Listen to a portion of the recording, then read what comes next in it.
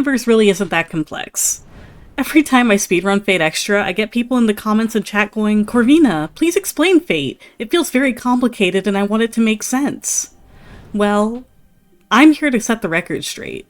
Fate really isn't as complicated as people believe it is, and I'm here to make it make sense. The Fate universe started on January 30th, 2004 with Fate Stay Night, an eroge released on PC. For those of you who don't know, an eroge is, well, an erotic game.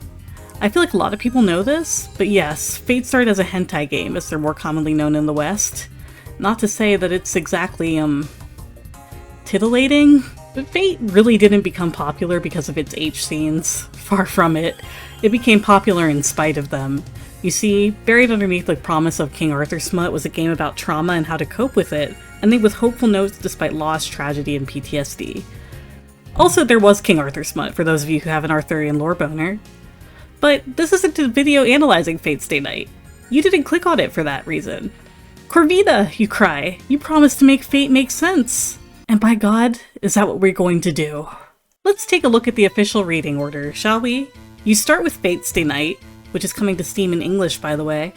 Then you have the sequel, Hollow Ataraxia. After that, you can read the light novel version of Fate Zero, or just watch the anime. There!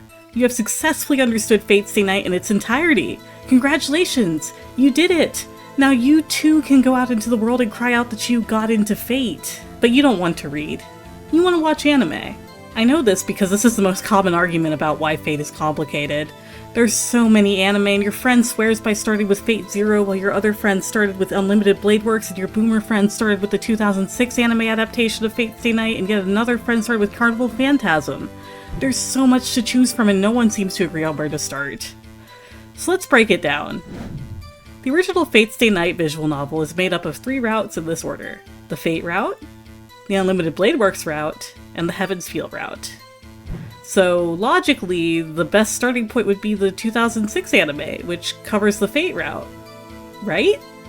Well, it thought it was going to be the only adaptation, so it adds in things from other routes. Honestly, I don't think this is a deal breaker as a starting point, but it has aged, and if you don't like your anime 2006 flavored, it might be best to start elsewhere. Which leads us to option 2, the Unlimited Blade Works anime. This anime assumes you know nothing about Fate and hold your hand through it as if you were reading the Fate route for the first time.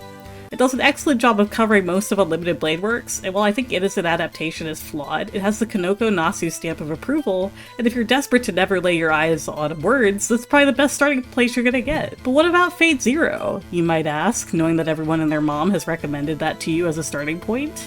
Well, my sweet summer child.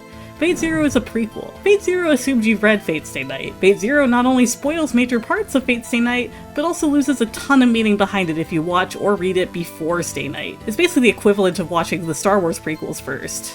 Like, sure, you can, but, like, would you? So, right, the watch order would be Unlimited Blade Works, the Heaven's Feel movies, Fate 2006, and then Fate Zero. Unfortunately, Hollow Ataraxia doesn't have an anime adaptation, so unfortunately the only way to experience it is to read it. So now you're done! The Fuyuki Saga of Fate is considered the main story of Fate. You can stop there and basically be done with the series. You understand it now. You're done. You're free. Go, young video watcher, and enjoy the story of Fate. But what about the spin-offs? What about them? Like Fate Grand Order! Oh. So, you've read or watched the entire Fuyuki Saga and you want more, do you? Well, good news! There's more! And in other good news, they're pretty much all standalone. This is assuming that you've already read or watched the Fuyuki Saga. Because they are standalone, feel free to pick and choose the spin-offs that interest you. There's no set reading order for them. So let's start with the video games. There's a bunch of fighting games that involve Fate characters. Here they are. We're not really going to go over them because they're basically just fighting games that don't actually matter. If you like fighting games, you'll probably enjoy these. Now let's get to the meatiest of the games of the Fate franchise, the Extra series. Starting with Fate Extra, it's a game series about being stuck in the Matrix, and the gameplay is being a visual novel with rock, paper, scissors combat. Also, there's a Holy Grail war going on. So Fate Extra is much better and has a lot more going on than I'm making it seem, but I promise to keep it simple. The order of Fate Extra is as follows. Fate Extra, Fate Extra Triple C, Fate Extella, and then Fate Extella Link. Fate Extra Triple C is kind of a spin-off within a spin-off, so if you want to stick to the official English releases, you can skip that one and still easily understand Fate Extella and Link. Honestly, you can even jump directly to Extella if you want to be slightly confused by who all the servants are. The only one I wouldn't recommend starting with is Link, though starting with Extra is easily the best experience. Fate Grand Order is a mobile game that spoils who literally everyone in the series is. You could play it without playing or watching the other things in the Fate series, but your experience with the rest of the series becomes a lot less about figuring out who each heroic spirit is and a lot more, hey, I know that guy. I pulled him in Grand Order. Fate Grand Order also has a lot of manga and anime adaptations, so just throw all those in here. Samurai Remnant is a standalone hack-and-slash RPG that's available on both PC and console. You can play this one without playing any of the others, though some servants cameo from other parts of the series.